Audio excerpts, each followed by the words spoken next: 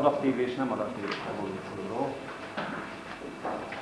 Az adaptív evolúciónak mi a lényege? Kiszeg? Az evolúció, mint tudjuk, fejlődés szeretnék, az idők folyamán levő fejlődés. Az adaptív evolúció pedig Adaptáció. tehát az, hogy alkalmazkodik a tényező hatásaihoz. Tehát például a Hát most a kettő együtt, adaptív is, meg evolúció is. tehát a környezeti tényező változásaihoz alkalmazkodó fejlődés. Ma és pertinensen. Erre az adaptív evolúcióra említettünk néhány példát, talán, hogy négyet is nem mondani. Igen. Ez a soklábú béka, aztán a észak-amerikai romulek. Egyik adás. Háromlábú csík. Ez adaptív evolúció. Szélsőséges eset. Mennyiben jelent az alkalmazkodás a környezethez? 3-3 lett a csípér.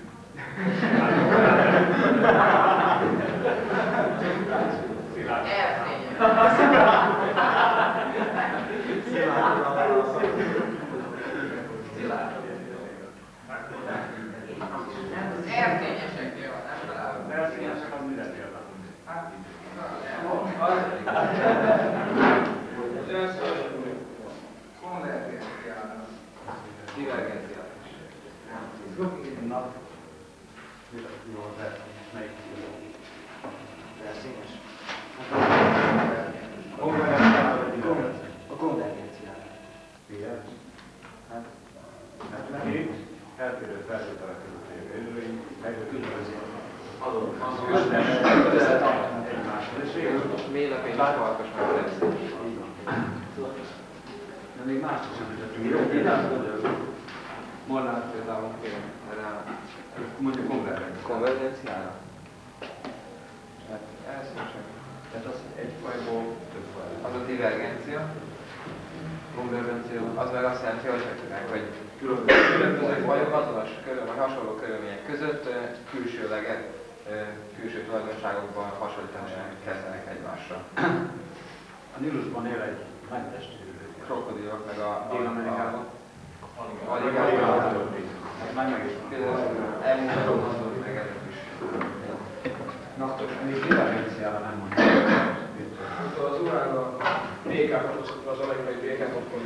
Az egyik idegvízben emelkedett, a másik melegvízben, és akkor amelyik idegvízben emelkedett, hanem raktak. szóval az a betét, amikor kifejlődtek az úrok, tehát az utódálok, azok, hogyha utána később a szétválás után keresztbeszéljük a két fajt, akkor emelkednek utódok.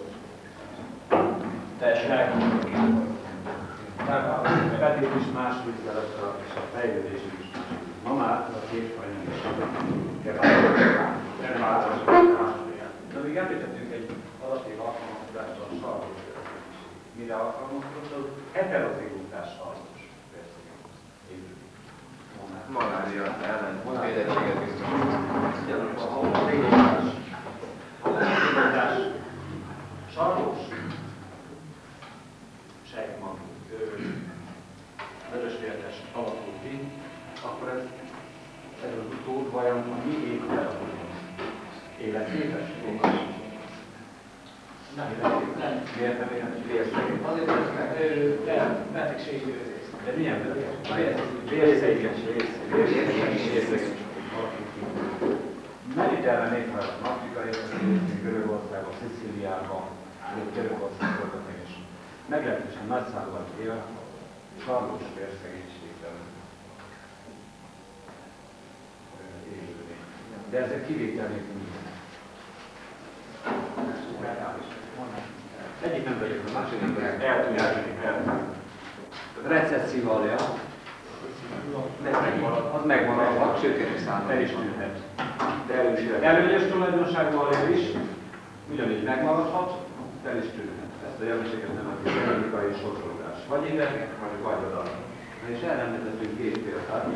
Az egyik az észak-amerikai indiánok példáját, és ez elég szélső, nem?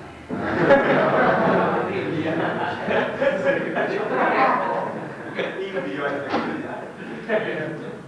Észak-Amerika indiánokról van szó. Milyen a vércsoportjuk? Nullás.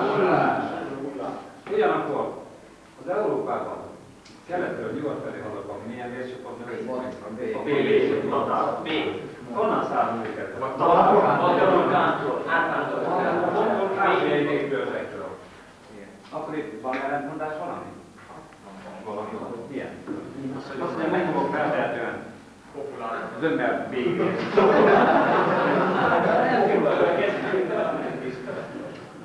Hát B-vércsoportok voltak, és kelet felé, ahogy a vándorlás során hódítottak, nem csak Átvándoroltak a Balra meg leésre, hanem a nőket is meghódították, és a születőknek között így növekedett a B-vércsoport.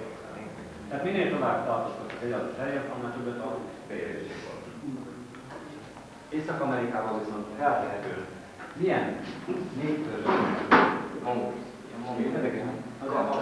Kamcsatkán.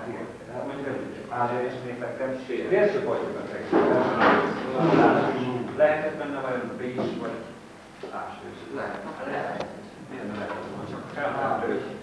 Két lehetséges eset történt. A nullás vagy védesség biztos valami betegsége van, vagy pedig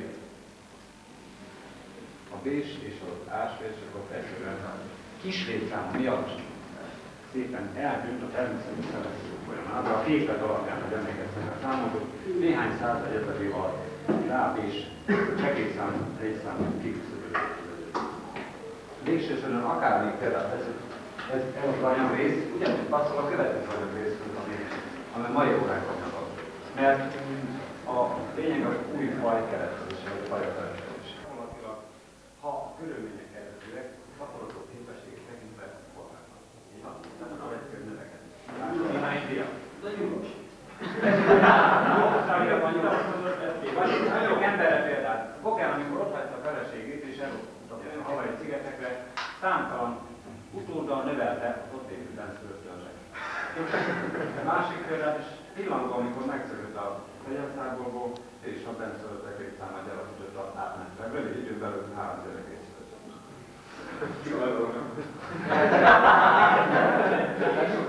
Nem egy feleségről 2 volt, 2 testvér. Tehát, ha még ő ott maradt volna, ez alig 2 évig maradott a távol. Ha ő ott maradt volna, akkor a kis pillanatoknak a száma. De természetesen, hogy ha elér egy populáció, de adott környezeti tényezőtől optimális értéket, akkor ugyanazt követődik. Sokkal tesztümó is kevés a kókba. Tehát a szaporodás lassú. És az mindenütt egy eltűszállal. Hát akkor majd ezek